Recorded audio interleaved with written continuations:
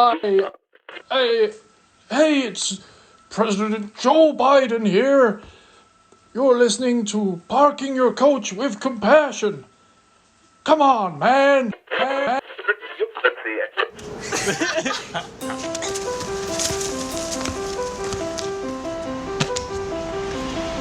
So as far back as 2006, before filmmakers such as Giles and Claudia Voicu, there was one practitioner and filmmaker called Julie Angel who was making some of the first videos about women in parkour.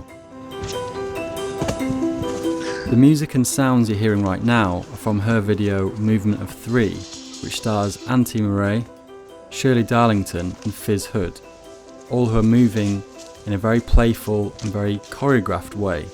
And for me, this video is a classic because of how well it incorporates raw sounds and how effortlessly it portrayed the confidence and power of the women training in parkour at that time. It's a video I often go back to, and the style of it is something I'd love to see more of in filmmaking. Do yourself a favour, go and watch it. The link is in the description. Anyway, here we are, here you are, here I am. It's Parkour Coach Companion. We're here trying to connect people. We're here trying to listen to different voices within the community, try and look into mental processes, try and figure out what we're thinking, how we're doing things, what can help, what can hinder. All these things are so interesting, and that's why I was so happy to get my next guest on, which is Georgia Munroe, another student and coach of the Esprit Concrete method, which is turning heads, and I think for good reason.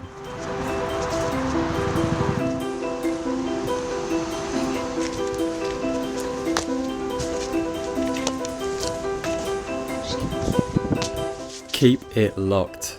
Episode 25. Let's go.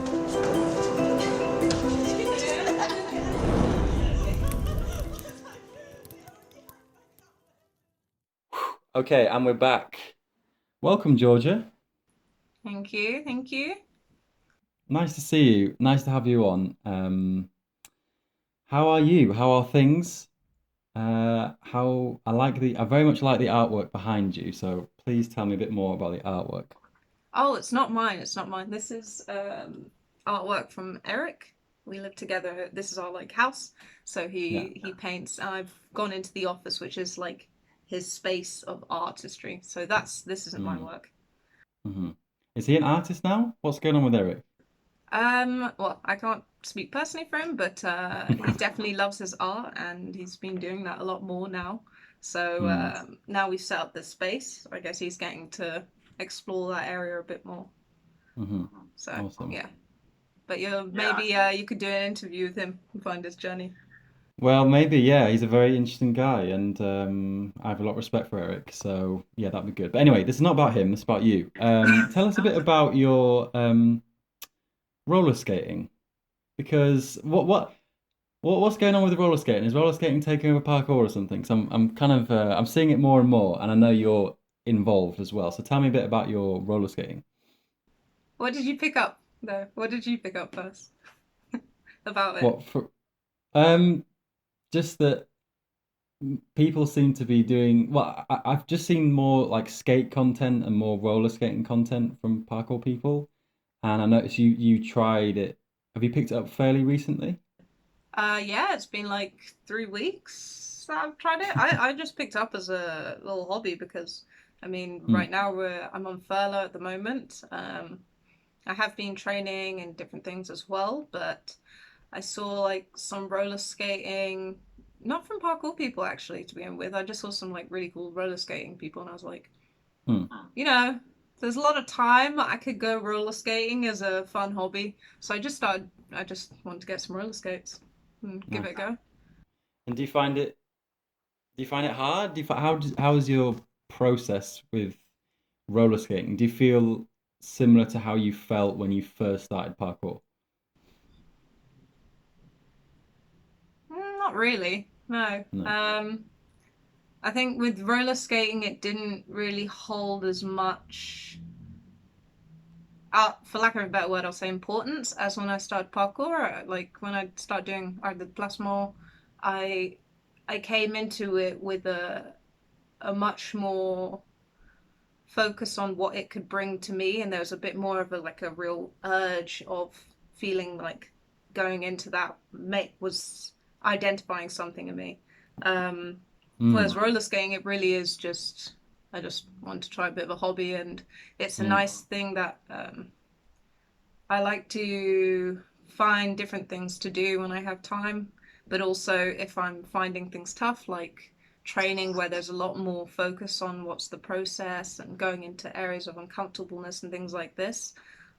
One of my habits that I've developed that I'm working on with EC is around escapism.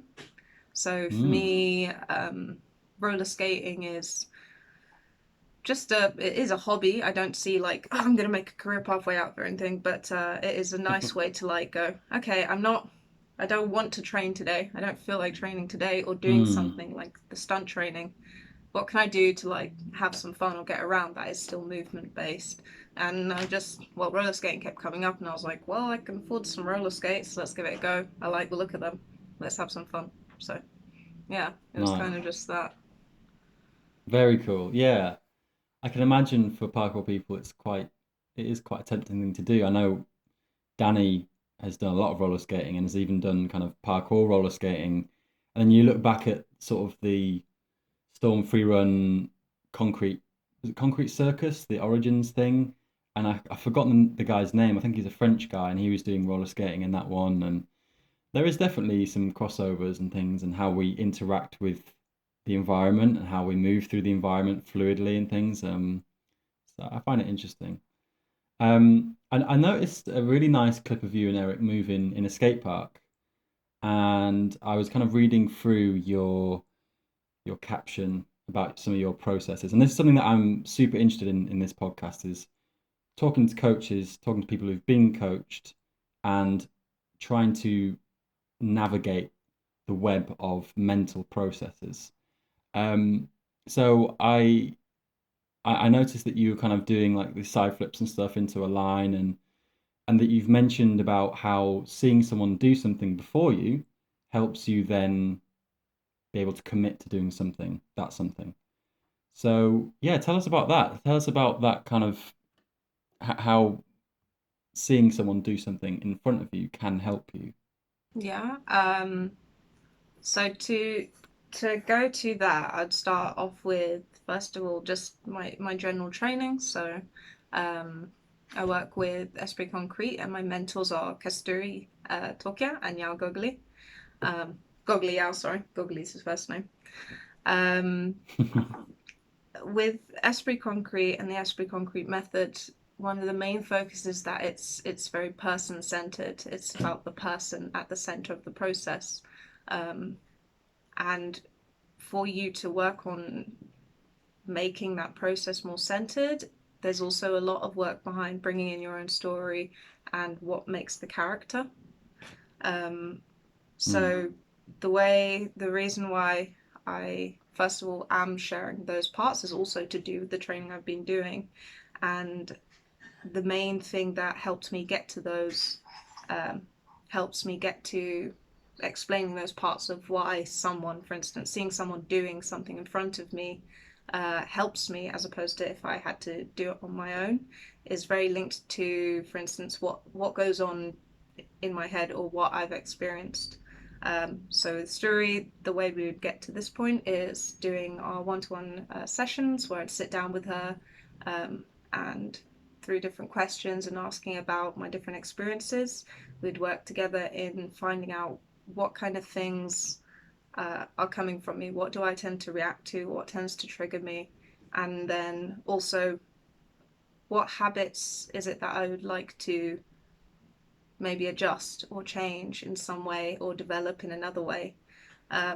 So with the looking at another person, the reason, or at least from so far what I'm learning about that, is I'm very much influenced by my external environment as a person.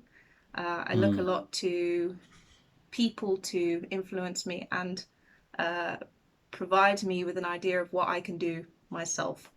And that also extends from having quite a low self-esteem or self-knowledge of myself. So I tend to doubt myself a lot. In the past, and Stu and Yao can definitely adhere to this. And it's still very much there, but it was much harder for me to expose myself to the vulnerability of it, was ego. So when I was younger, when I first started training, one of the main things that I'm scared of is vulnerability, but I didn't really have much of a knowledge of what made me me, or what I was really able to do. So although I did rely on people a lot, my ego also was to go, I'm not vulnerable, or I don't want people to see me as vulnerable. And in fact, when I first met Sturi, Yao introduced me to Sturi because Yao was my mentor when we were both working under Parkour Generations. And my first thing was actually seeing her as a rival. So I felt very competitive with her. And I didn't like it that she was able to challenge me or see or even hint that I had vulnerability, because that was like, no, my ego. So that was a really tough thing. But at the same time, one of the things that I really relied on, because I am still very doubtful in my own ability, was that through seeing other people, at least in, for instance, seeing someone like when I train with Eric, seeing the way he moves or the determination he moves with, or seeing someone like Sturi when she's going through a process and reflecting on it, can inform me of, even if it's just hinting at things that I've done before, or there's almost like an energy that someone can give you when you feel like you're missing it yourself. So that tends to really appeal to me and really helps me drive. But obviously the long run in my process is to slowly be able to build that energy myself and build that kind of I guess that confidence in myself, or to not keep doubting myself, but find an inner kind of conviction of what can I do when there's no one around. But at the moment, where I'm at in the process is still relying on people in that way, or finding that sometimes when I'm stuck, one of the tools that I may need is, Eric, can you do the jump before me? So I did this the other day. I was trying to like do this gap over, it was height, and I'm scared of falling, and I don't like the idea of the risk of it. So I'm there like, I know I can do this jump, but I can't put myself to it. So I got Eric to do it, and I was just like, Eric, can you do it? Can you do it? Go again. Okay, I'm gonna go.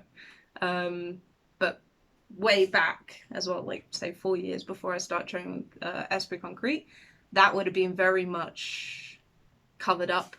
Like I would just wait for someone else to go, or I'd be like, oh, I bet you can't do that, and get them to do it.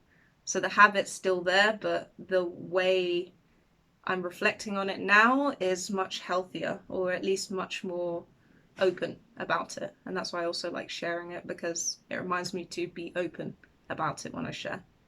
Yeah. Respect. So really what you're saying is we've only seen the tip of the iceberg with Georgia Munroe. I'd say it's like there's a ball and you're kind of like little chunks and stuff, and some of the chunks kind of fly off, and then there's still a little bit left. So yeah, who knows? I don't know anyway. I'm still finding out. You'll find out. And yeah, I noticed another interesting phrase that you use in one of your captions when you're talking about this area of things. Kill the brain. Hashtag kill the brain. What does that mean? Tell us about that. Yeah. Sorry, I do like asking questions as well. What do you think so far? Of kill the brain. Yeah.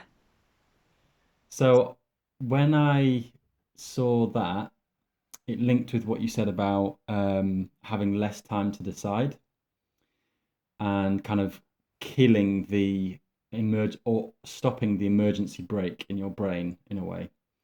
And this is something that I've definitely been experimenting with recently, almost racing my brain to get something done before I overthink it.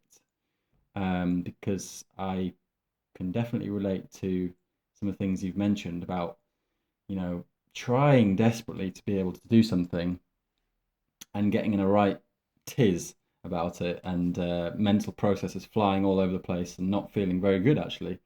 And so I'm learning slowly now, after maybe far too long, but I'm learning slowly to race my brain in a way that solidifies my sense of intuition. Hmm. So when I look, so for example, there's a jump I was looking at recently that I had a look at, and I had like a yes, I had a word yes. It was only for a flash second, but like a yes. And rather than thinking, oh, okay, well, I might give it a go, I might, but I'm not really sure. Maybe I could warm up a bit more. Maybe I could do a few more reps. Maybe I could do a few more preps. This sort of thing.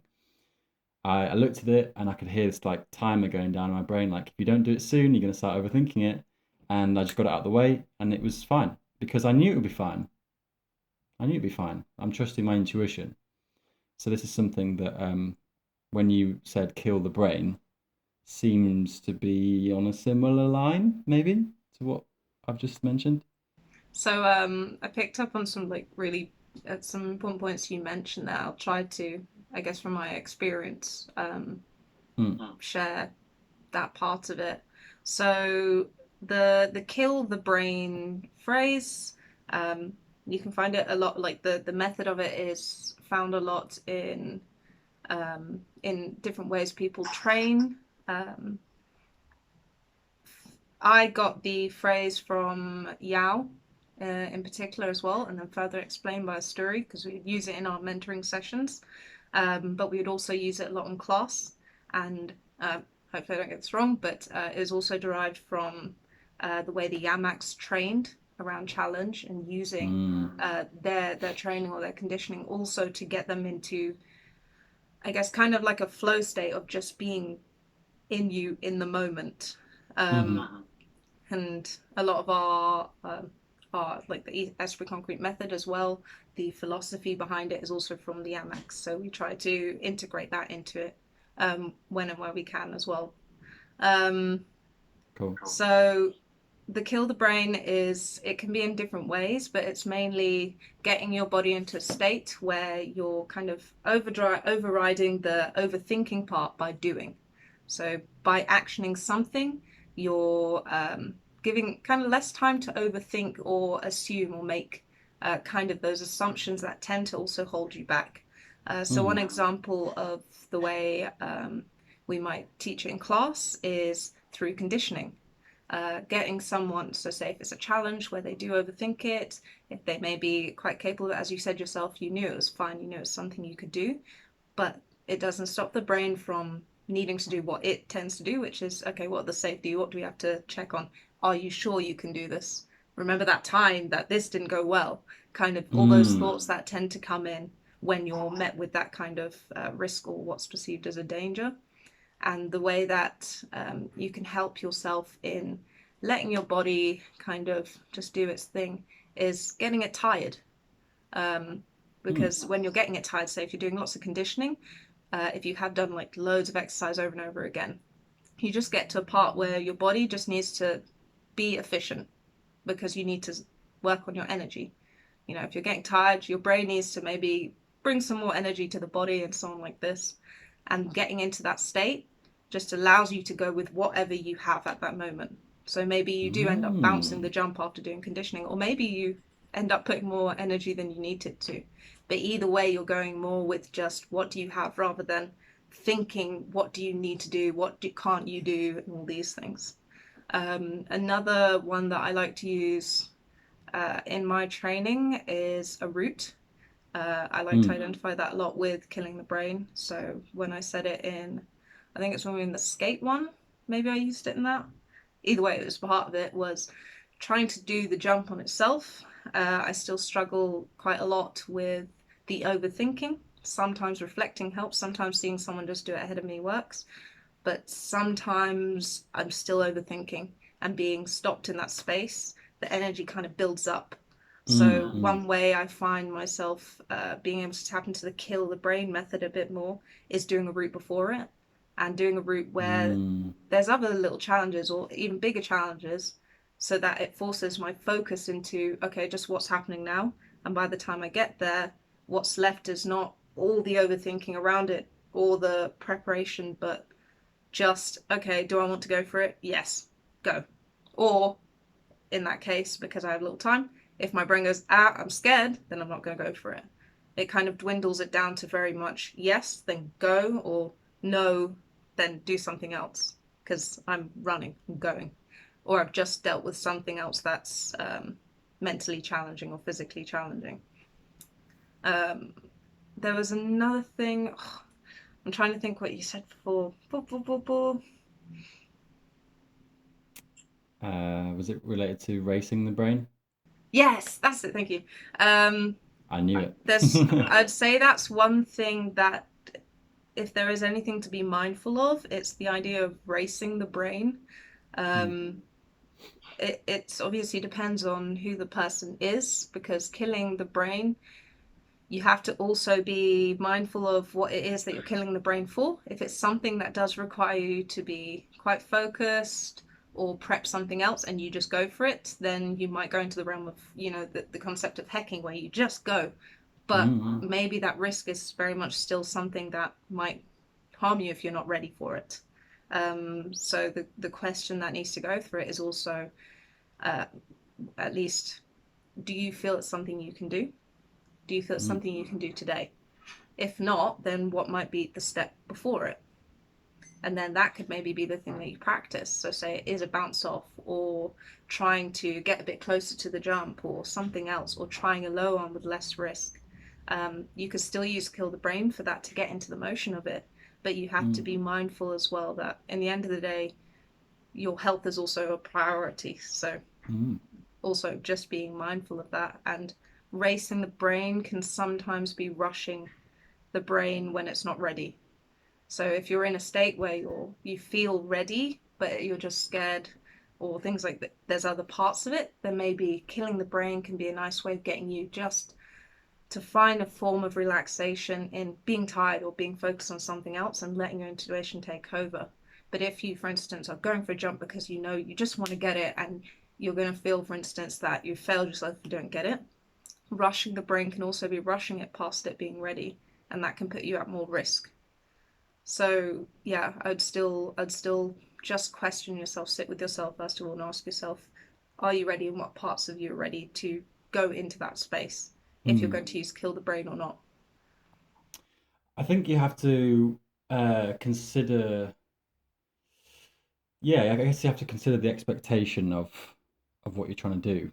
So, for example, if I think I'm going to race the brain because I need to get this done for a certain reason, as in if I don't get this done, then it won't be a good session.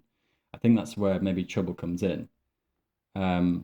But I would say it's useful for jumps that I don't have much. If I do it or don't do it, it's not like kind of a game changer for the day. I actually really like Kasturi's, when I talked with her on the podcast, I really liked her idea of like neutrality and kind of like not kind of letting go of judgment of how your session is going, and not going into crazy highs and crazy lows, which is I think what a lot of people can do, myself included. So I think that I only use this race the brain thing if the jump is something capable and I can bolster myself by doing it, rather than I have to do this jump. Do you see what I mean? Yeah, I think that the concept of neutrality, I'm sure Kasturi explained it much better, but the concept of neutrality, of like being mindful of what judgments you bring into the session and trying to make a session something that's open to what may come, is a really important part of the longevity of training as well. I think, again, this is going off my experience, but especially in like the athletic world, there's always this kind of drive to keep outdoing yourself.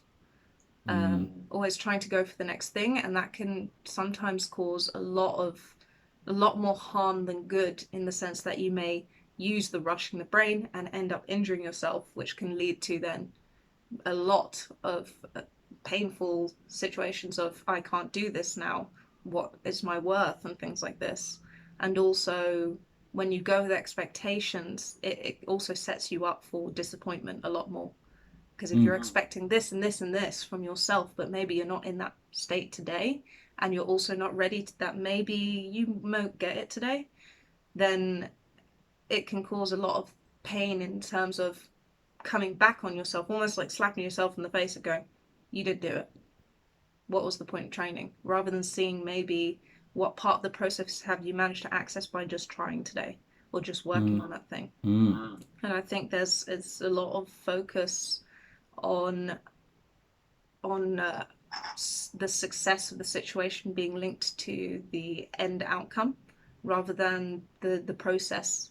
And that was one of the really important things that I was told about as well when I started training with Esprit Concrete, is that the process can be more important than the outcome, the end outcome. The end outcome can be great. Say you've got this really good video, you did this, wow, I got this jump, or whatever it may be as well, other parts of your life. But if you can't find appreciation for the process, you also set yourself up that if you don't get that outcome, everything was nothing to you in your head, or that's it, what was the point? Rather than using that process to then maybe in a week's time you're going to get that jump, but you may even push further because you took the process that helped you develop that part of you, and that process can be transferred. That jump is its own jump over here, for instance, but the process that took for you to feel ready for that jump can be applied into so many places, and it can be the same for other parts of your life. That was another thing as well that was really important, was learning about transferability of tools and methods. When I first started training, I saw very much like art of the plasma. Not even, I would say it was parkour for me. I identified as parkour before I started with Esprit Concrete. And so for me, very much parkour was, it's physical, it's its own community, it's this. And then there's the outside world, everything I have to deal with. And I very much saw it as an escape into this without seeing that maybe there's a connection between how I'm reacting in other parts of my life and how I'm reacting in my movement or in the community.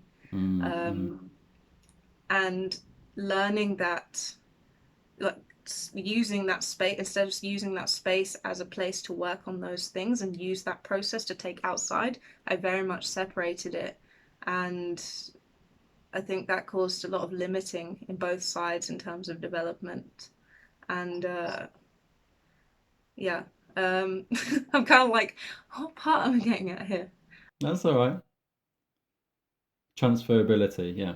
Yeah, the transferability of it, of also how do you react to expectation and why do you feel you need to expect these things of yourself, is a really important question to ask yourself, because it can be really limiting sometimes to actually expect more of yourself if you don't know how to, I guess, manage the idea that you may not gain that thing, or even failure. What is your relationship to the idea of failure, and what looks like a failure to you can be very much linked to also what do you see as what's expected of you by others or what's expected of you by yourself.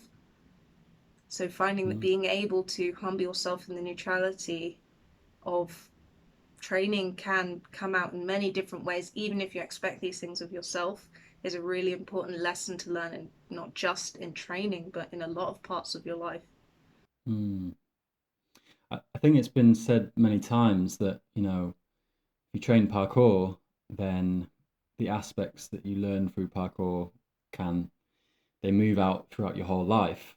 It's interesting that's been said quite a lot, but actually, how much is that true, and how much have people kind of used principles of process that they've developed in parkour with real life? And I think it's really, really honest and really interesting that you're talking about how you actually thought, hang on, like, yeah, how can these processes, how can I transfer them?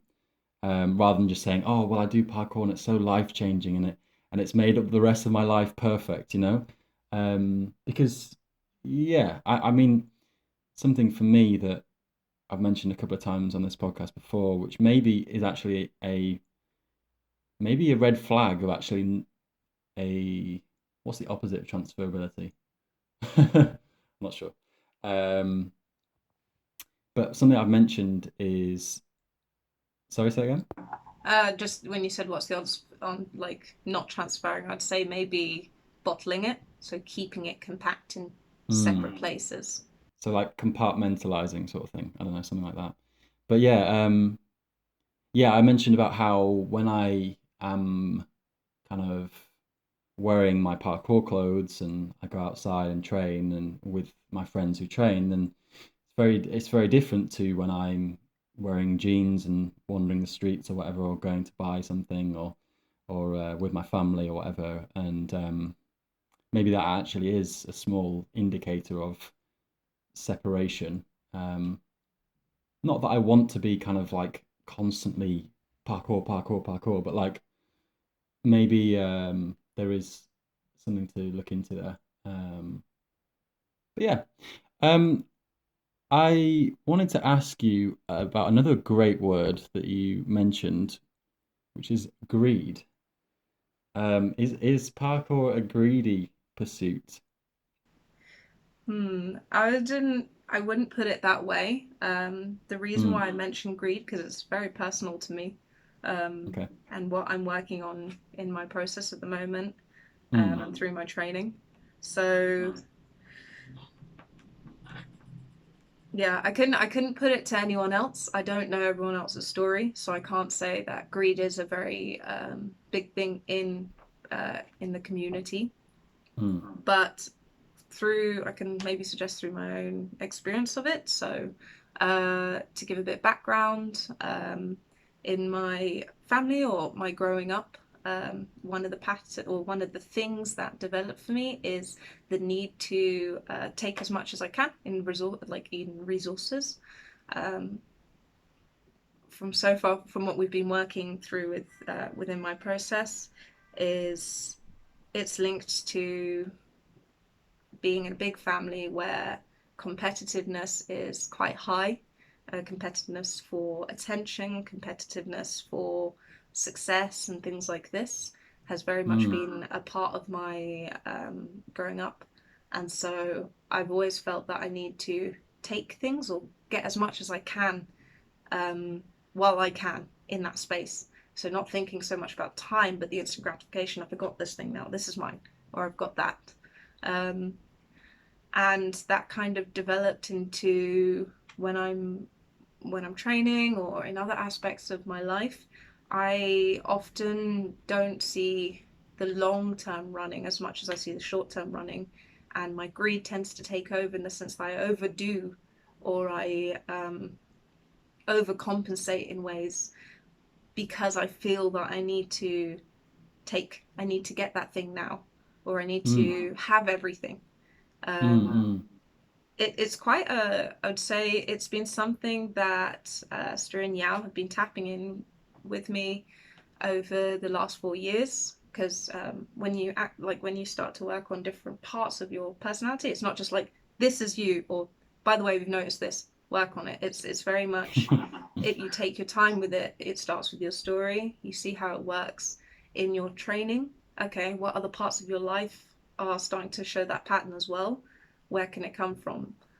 So the way that the mentoring and so on works is that it is very much also you having to ask yourself the questions and mm, being prompted into thinking or like finding what might be that point. It's not just given. It's a very working process.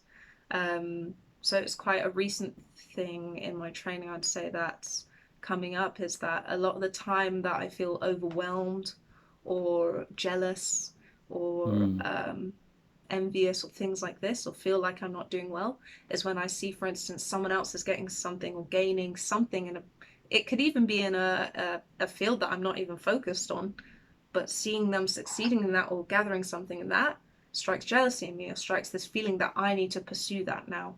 The same thing with work. I often will try to take on too much because it's there, it's an opportunity. I need to take it, or else it'll go, or it'll go to someone else. So just like as a sibling, if I don't get that chocolate now, I steal that chocolate. My brother's going to get that chocolate, and I'm not going to get that chocolate, and it can very much develop into that. Um, or my mum's giving them attention because they worked on this, and I'm not even like linked to that area. I have my own strengths, but I don't see what makes me. I see what they got that I don't have. I want that. Um, so the mm, greed is something that we're working on in terms of trying to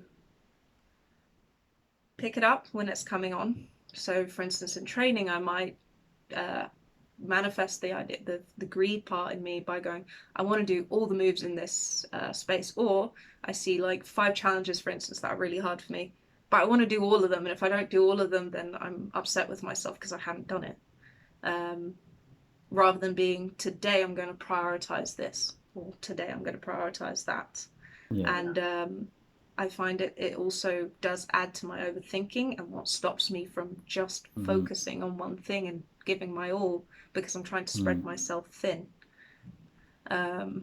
So that's why the greed part for me is what I've been trying to talk about a bit more and pick up a bit more on in my training, and where I've written it in my post.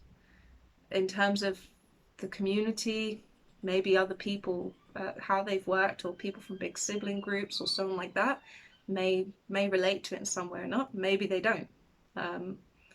And greed as well, I think, is something that's very much kind of capitalized in, especially in the Western world, the idea of you need more, you need more. If you look at all the adverts and everything, it's always telling you that you're missing something. So for someone maybe who has already developed a bit of greed in their life, it can be very much extended by what the society is trying to like throw at you, that you always need more. So maybe there is people who can relate to that. I don't doubt that there's someone maybe a lot of people in the community can relate to that in some way or another. But yeah, that's more personal to me rather than something that I think the community represents. I mean, I think there's so much treasure in parkour, isn't there? There's so much, like, simply because it's not limited. There's so much to grab, you know. There's a billion and one different spots. There's a billion ways of moving. There's a billion ways of filming. There's a billion ways of presenting. It's so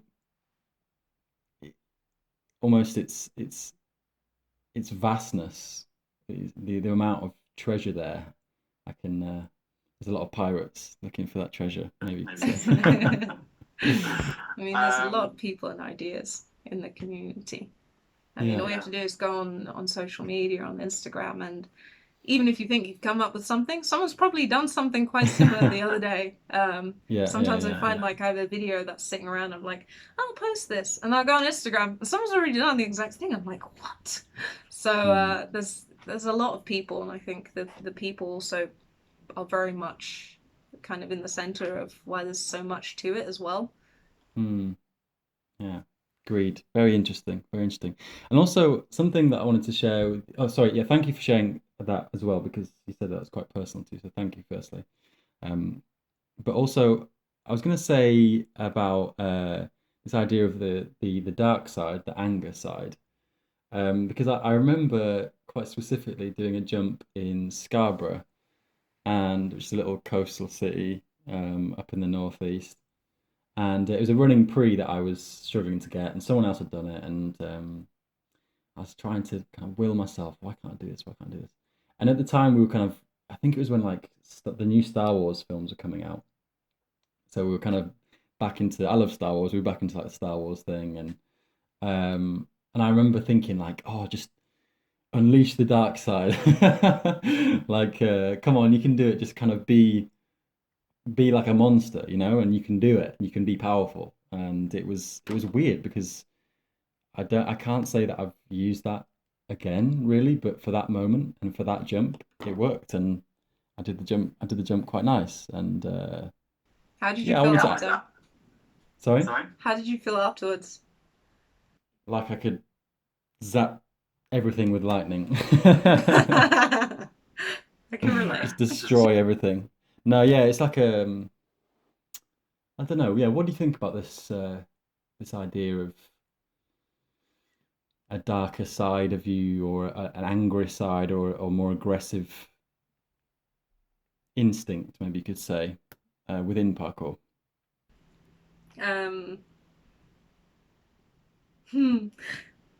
I'll start with like if you've heard of Chimamanda's an author I have, yeah. I'm glad you mentioned her, yeah. I was reading her. I was listening to, because I have audiobook, and I was washing dishes, and I was listening Perfect. to her book on We Should All Be Feminists, and I really liked one line she put that did remind me of a part of my training as well around that, which was anger can put it in my way, but anger is often seen as like a very vicious or violent thing, or kind of don't resort to anger. But anger can sometimes be a very good thing, because anger can also stimulate change for things. When people are angry, if you look at, for instance, even the Black Lives Matter riots and things like this, of course, there was a lot of different parts of it, but when people got angry, when people felt that, there was a more urgency to change, to make voices be heard. So anger can be a good thing in that sense of pushing for change, urging for change, and can give you courage to get ahead. When you're angry with something, even like a game, so you're like, I can't wait. Like, you get angry, it really does urge you to also feel motivated to do something about it. Rather than, say, for instance, being passive and like, okay, I'll just wait. So that brings to another part of my process that I'm working on, which was we identified at one quite early on. Story identified in one of my one-to-ones that I'm quite scared of confrontation. That's one of my vulnerabilities. I don't want to confront, because confront means also doing something about it. I very much would like to find the way around, or find the easier way around, because also to confront is to go out of my comfort zone.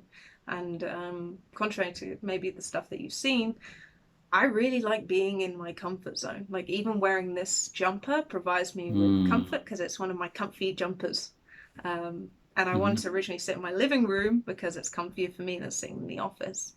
So I do very much latch onto comfort to feel safe. And confrontation meant going outside of that comfort zone. Confrontation can also be kind of transferred in training, in the sense of when I have to confront I'll use a jump for lack of a better word, because it's been a lot of my experience that when it comes to a certain jump that I want to do, there is very much that feeling of confrontation, or even a con, a pasmocha, is Nice.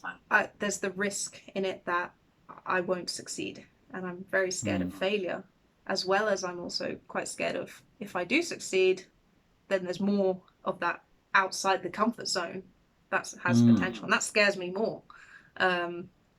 So confrontation of that was very much hard to get at, but one of the ways we found really helped me in my training, and Stu sometimes shout at me when I was getting like frustrated, like, I can't do this jump, god damn it. She's like, get angry and go.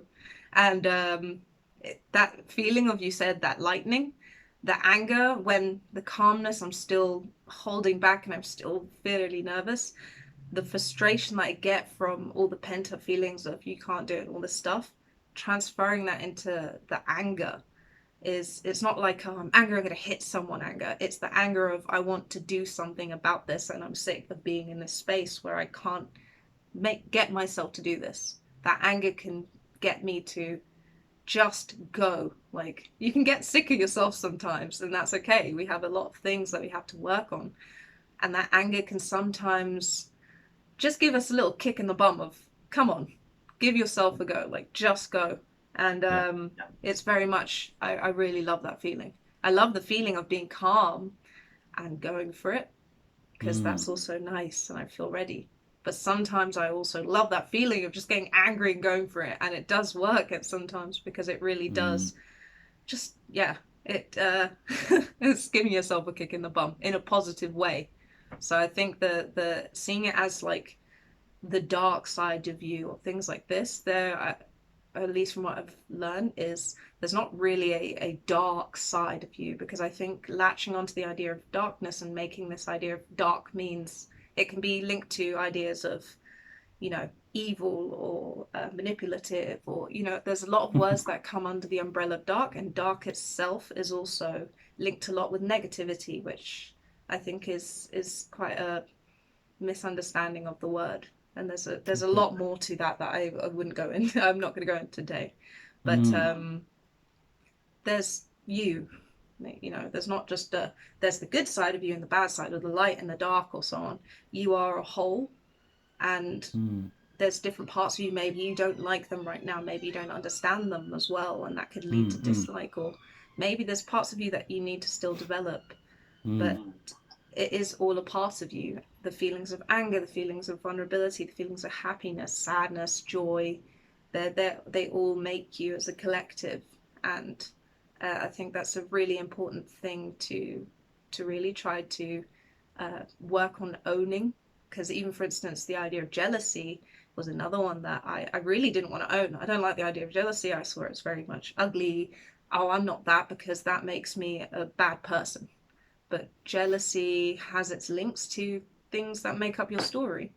The jealousy that I feel, again, for other people, when I see another woman moving, for instance, something that's really cool, it definitely, this sparks jealousy in me, because I'm like, I want to do that, or I wish I did that. Or seeing someone else succeeding and not me, I feel jealous because I wanted to do that, or I wanted that.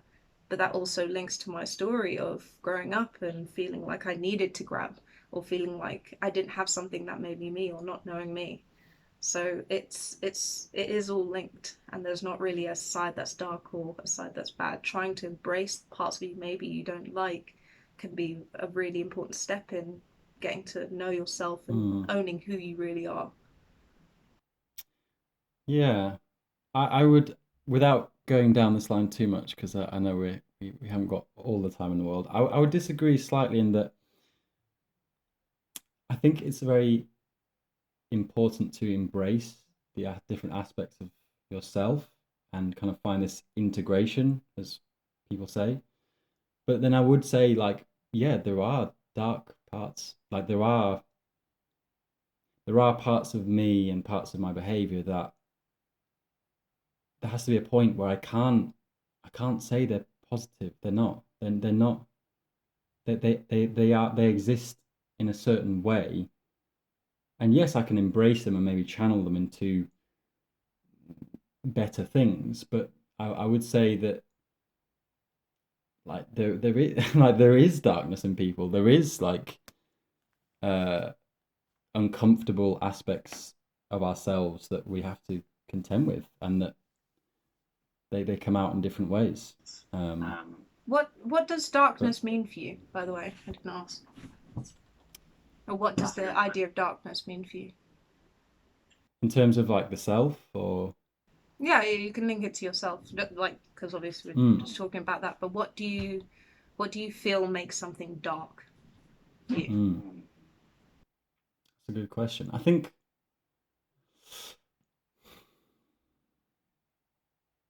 maybe darkness can kind of, to me, relate to friction, because I think in many ways we have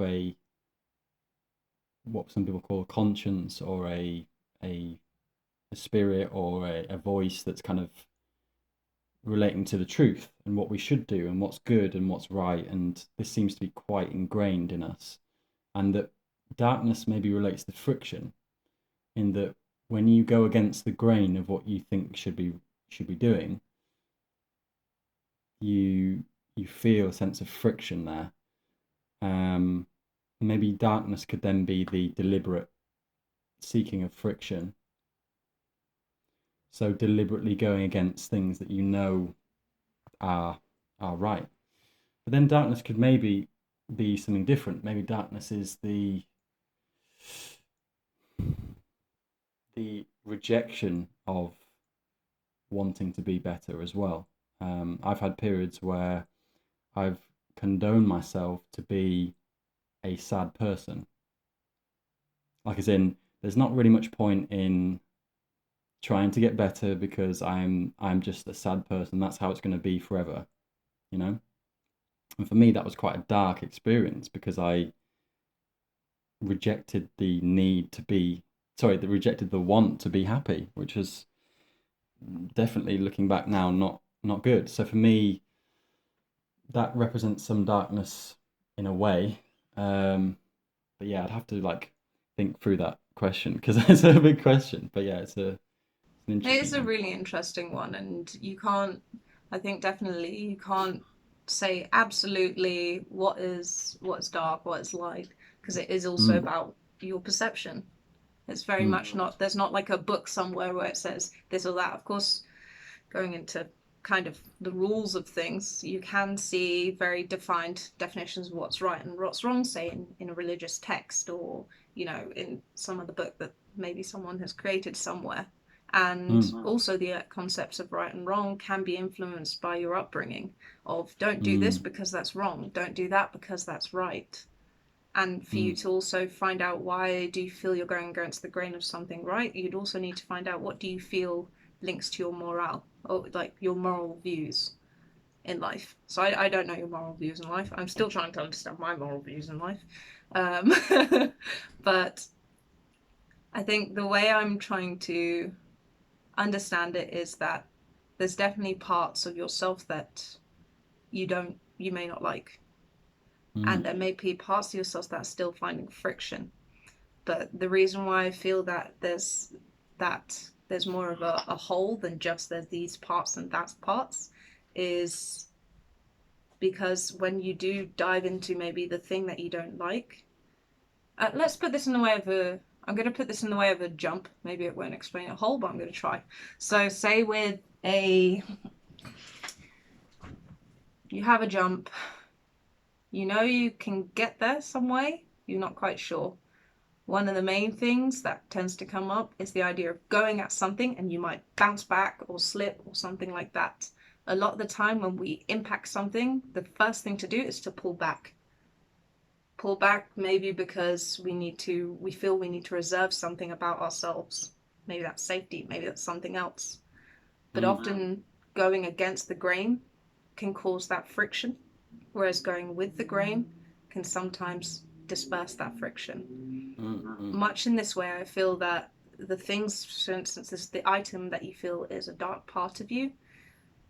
Just like if you're, for instance, as you said, you were resisting the feeling of happiness, it can happen to the things that are dark. That can happen in the same way of if I see this as dark, the first thing I'm going to want to do with something that I see as I don't like that is probably resist it. Okay, get away from me, or put that in that place there because although it is in me, I don't want to really deal with that, or I don't like that being a part of me. mm, But by doing that, you're not doing anything about that friction. Nothing's happening with that friction. It's still there. It's still floating in this space. It's still in you, because much like emotions and other things, or at least from the experience of it, when you bottle things up, eventually it's going to come out. It's still there in that bottle. You can't just get rid because it's a mm, part of you. But by mm, going into that space, you may not like it. It may be uncomfortable. You may not find everything you're looking for, and it may still be a part of you that you just don't like as much. But by going into that space, you allow the opportunity to build a different relationship with it, to maybe develop it, to maybe take some parts of it or the whole of it into this space that you do find growth in or you appreciate. So much like the jealousy part of me, I would have considered that very much part of me I don't like. I put that in a dark space. When it came up or when I was prompted, was that jealousy? I'd be like, oh, no, no. It made me mm, cringe. mm, But by not diving into it, but taking steps, say I might have said it in a post, or I might have said it to the person I felt jealous to, or I talked through a story in my own space. I was allowing an opportunity to build a better relationship with it, and it's no longer seen as something that is dark in its entirety. There's still bits of it I don't like, but in a way, for instance, jealousy can also motivate me to work. When I'm getting lazy, when I'm like, I'll just sit back, putting up the screen and seeing like other people doing some really cool stuff, and I get jealous that I'm not doing that, mm, can trigger a motivation in me to then do more, or okay, let's get my bum off the sofa and actually do some work. So mm, that's the perception that I would say why it's not just why I wouldn't consider things as just dark parts of me as good parts, because they can also link, they can also help each other if you try to work on building that relationship with them. And it's just like a yin and yang, or a Mm, negative and a mm, positive. No matter where you put them, there can always be a link to them. So in a way, that's how they make a whole. But if you mm, friction it, it's always going to stay as an undiscovered region or a pushed away region. And it's still there. You're not getting rid of it by doing that. mm, mm. Good talk. Good talk. We could go. I think we could debate this for a while, couldn't we? But Yeah. we'll press on. I mean, yeah, we'll have a good chat one day. We'll have a good like Definitely. what is the nature of the self?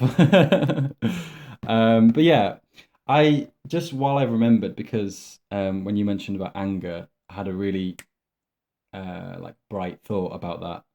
Um, there's this point that I see people when they're training, and I've had it too.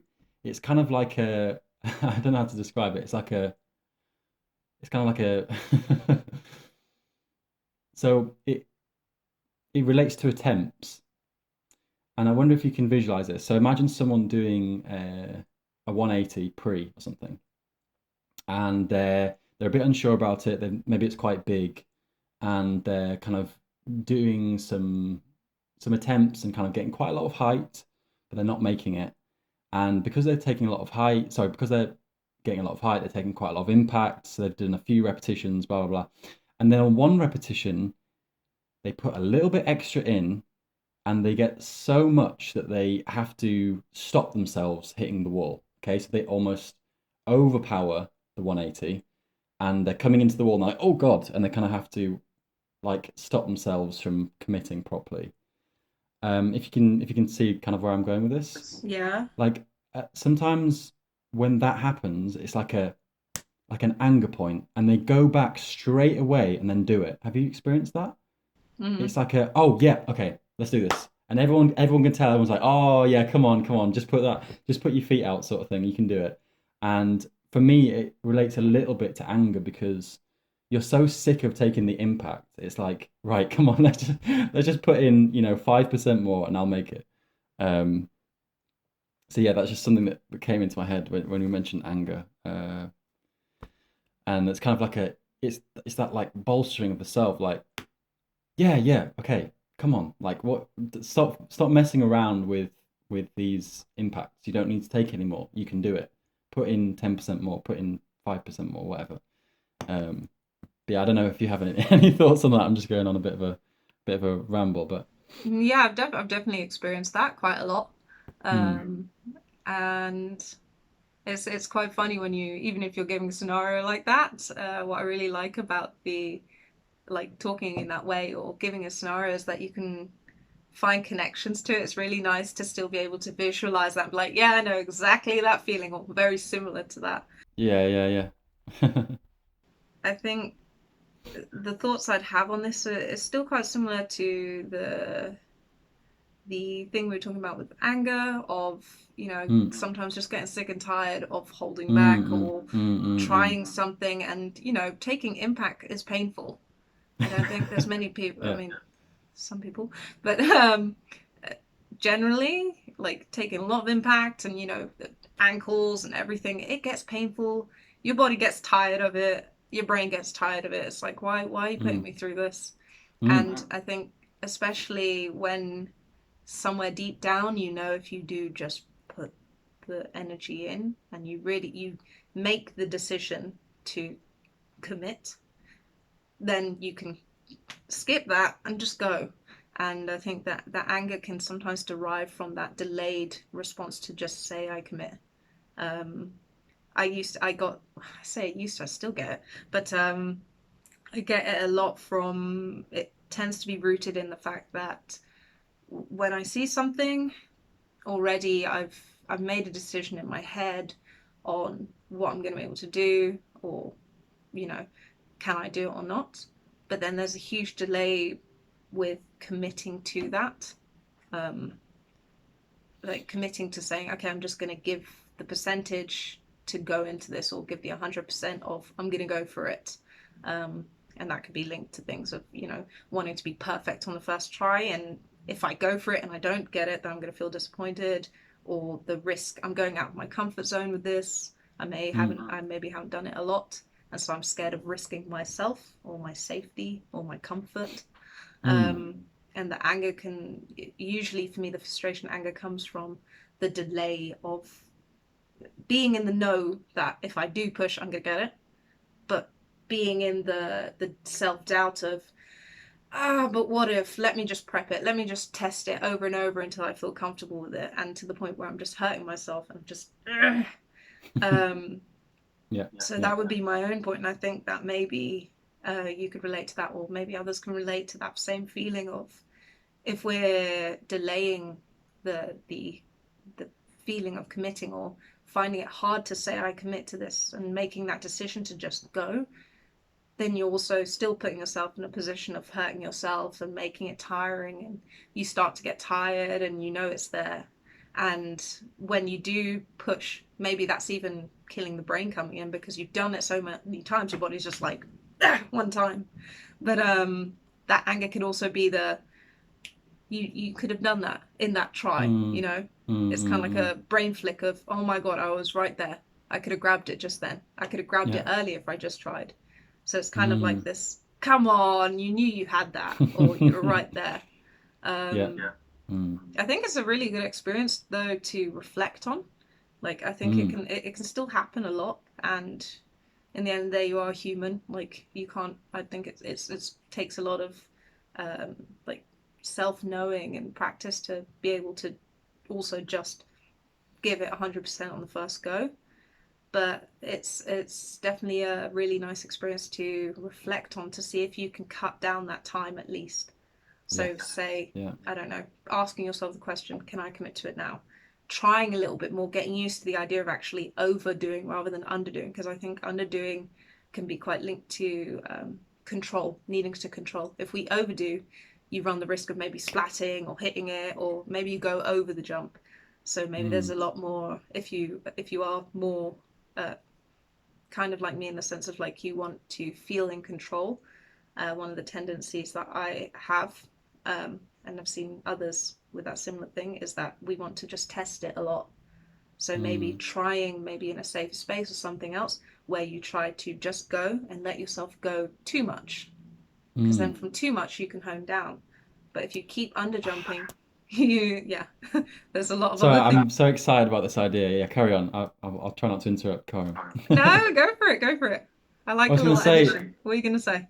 yeah. Well, I've really been thinking about this more, in that sometimes to achieve something hard, you have to try something harder first. Like go, if there's a 10-foot pre that you can't do for whatever reason, try a 13-foot pre over and over again, bouncing it safely in your comfort zone, and then go back and your perspective has changed. Something that happened to me recently, with 180s, I was trying for far too long, because I was doing some shooting with someone. I was trying far too long, taking way too many impacts on this really hard, like 3-step 180. And I couldn't do it.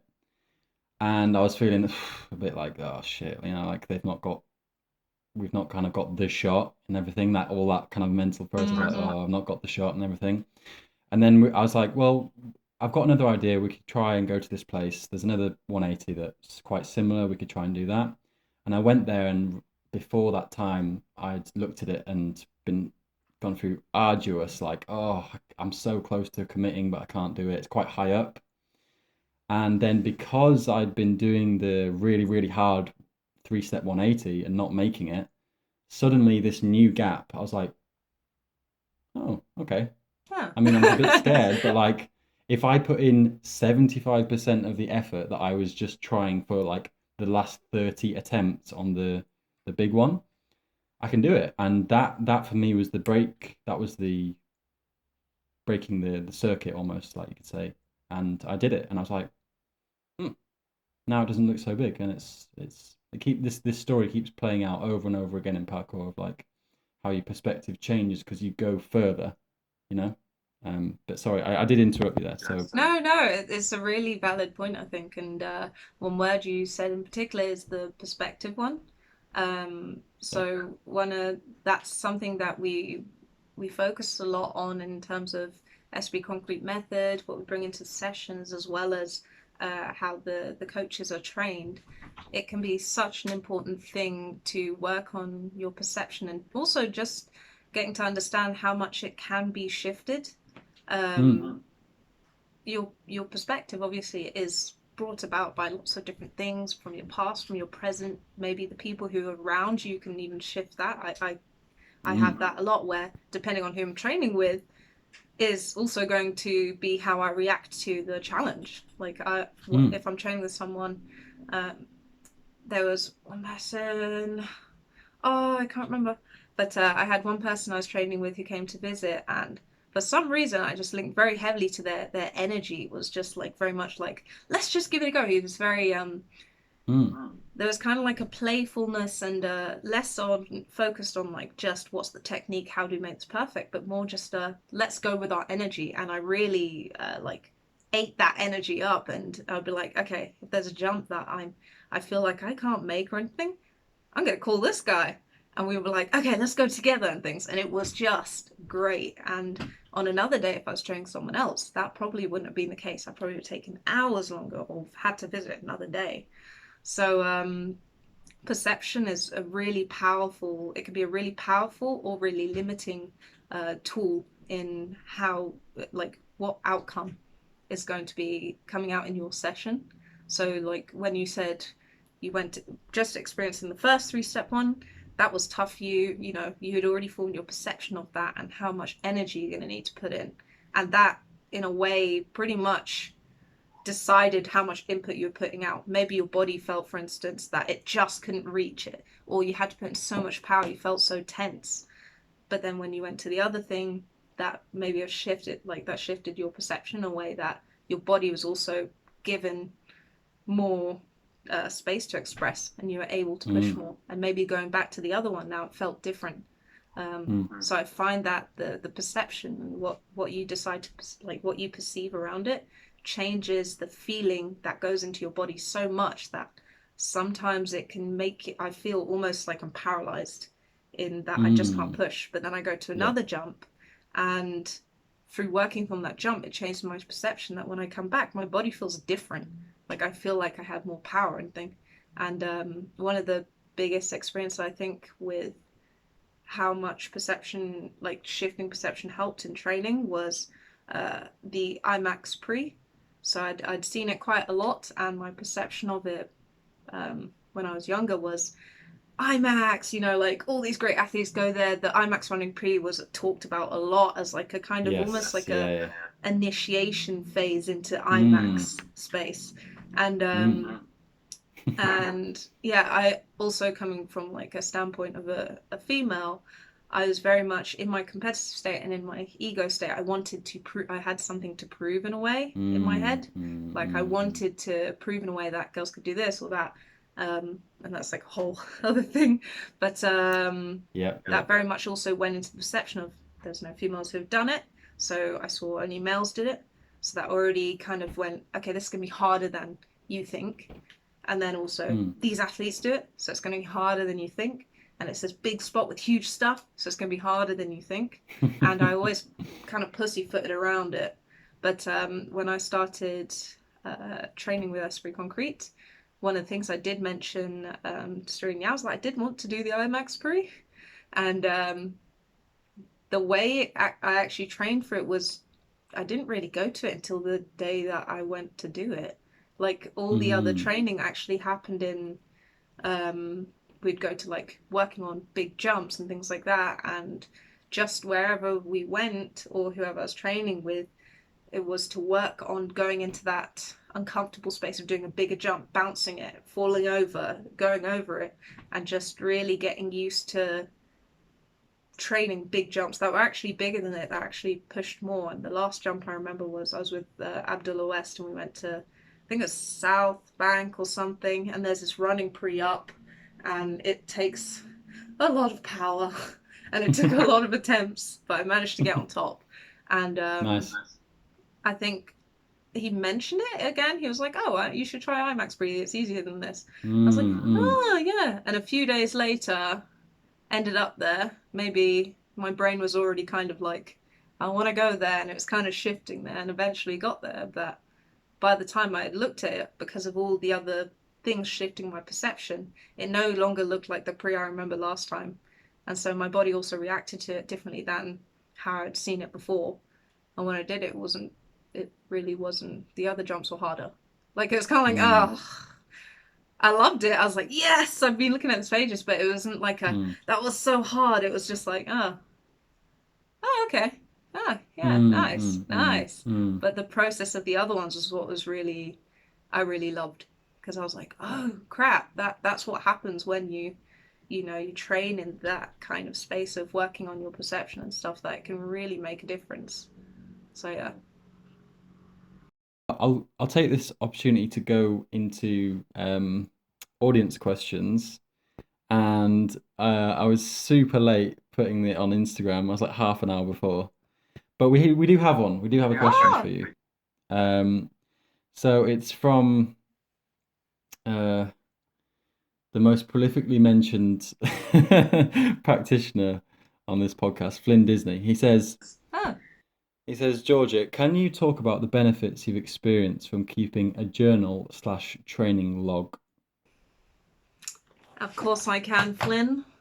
I've got it right here in all its glory. I want you to see. This is it, guys. There it is. It's very important that you have a unicorn on your journal. I'm just kidding. No. But this is my current journal. I'm working on being more persistent with my journal. This has been my favorite so far. But so the benefits of it came into practice. Let's see, first of all, I'll link it to, first of all, like what I've been a part of the training for me as well was, I find it quite, I was finding it a lot harder before, but I find it quite hard to keep things in my head, to prioritize things. That can be linked to things like I just go off on different things, or I want lots of different things, so I find it hard to keep track. It can be things like there's still parts of me that I'm finding hard to come to terms with or face, or things that I feel uncomfortable with. And maybe you've experienced it, or someone in the audience has experienced it, when you tend to rewrite some of your experiences in a better light, or maybe you miss something out. So one of the ways that Yao got us to train this as well, that still needs more focus from us, but was to record in the session. That was a really cool one. So when we would do our sessions, in between the things that he'd give us, so he'd give us a challenge or give us a task that would probably provoke things in us. Afterwards, we would go away, record what happened for us. The important thing around that was that when you record in the space, it's really hard to alter that memory, because it's coming from you. Even in writing, you have time to sometimes put it in a bit light or recalculate in some way, or maybe you don't want to put that in just yet. But when you're voicing it and in a space where you need to get back to training, it's really hard to alter that memory. It's very much, you can also hear in the way you speak, in the tone and things like that, you can get a lot more from a voice than just writing, because writing, just like physical action, can be interpreted in different ways. For instance, in texting, sometimes we use emojis because it's an easier way to express emotion, because a word might come out differently. So that was one way that Yao was teaching us to memorize certain things that happened. The journal one was earlier on, as something for me to keep memory of important parts of my training. Before I'd go on a post, I'd write it out. Initially, I was doing, when something happened, write it out, then feedback with Kasturi and Yao, and then write the post, because I was still finding it very much hard to articulate and be honest and be authentic for lots of different fears. But then that moved to doing it myself, and I started to get more responsibility on like managing my process. The more I learned and the more I practiced, the more the kind of reins were handed to me, and I'd go back just for more for prompting. But the journal, I find, has been really beneficial in starting self-reflecting in a more honest light. because when I write things down, I give myself the space and the time to put things that maybe I don't even like saying to people. You know, there may be parts of you that you don't like to bring up around others, or maybe you don't have someone you feel comfortable saying it to, you don't feel comfortable saying it. So having it written down somewhere is something that you can go back to. It helps you find, maybe identify patterns. If you know there's a part of you that you're working on in your process and you're kind of stuck on where to go next, looking back at your journal can remind you of things that have helped you, things that haven't helped you, the kind of thoughts that are triggered when certain things happen to you. I write down, not just in my journal, like, I guess, let's see, in this one in particular, I try to be a bit more organized. So I do, say if something came up that I didn't like, something that happened in my day, and I was like, oh, I'm so angry, and there's a lot of emotion. Writing it down helps me kind of compartmentalize the emotion onto the paper so that I can not just be like, okay, I'm not going to bottle up the feelings, I'm going to put it somewhere that feels almost like I'm externalizing it in a way, but it's still there for me to use. It also helps me to, I'll do, for instance, what was the unhelpful thought, then what might be linked to things that I'm working on, how can I reframe it in a way that I can work through it or manage it better, what kind of things can I do or prioritize to learn from this situation or move on from this situation. Sometimes it helps, sometimes it takes more time, sometimes you have to just sit with the uncomfortable feelings, but I think it can be very beneficial in that way of, if you need to articulate, if you need to remind yourself, if you need a space to put words, say if you don't have someone or you don't feel comfortable yet sharing that part of you. It's like having someone or something to talk to before you do the next step of talking it out or actioning it. So it's a nice little like middle ground for me. But yeah, that's kind of the things that I found are beneficial for it. Lovely. Well, there you are, Flynn. Cool. Okay. Sorry?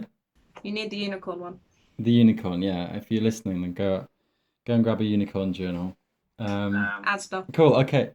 Well, we'll finish there, and it's a shame to finish there because we could talk for a long time. Yeah, thank you so much. That was great. That was really interesting, and I actually I'm going to listen back to this carefully and go over especially what I said, because it was really interesting that we disagreed on some things, and that doesn't usually happen. Like, I think it's very, very easy to come onto podcasts and just be like, yeah, agree, and it's like actually challenging. Like you obviously challenged me, like asking me about a few things, and that's good. That's juicy. I like that. It's really good because it pushes me. So thank you for that. And yeah, for people listening who are practitioners and coaches, we didn't go into like as in maybe you could say normal coaching discussion, but really think about some of the ideas that George has mentioned today with processes, because it sounds like you've been really helped with your mentorship, and I think mentorship is such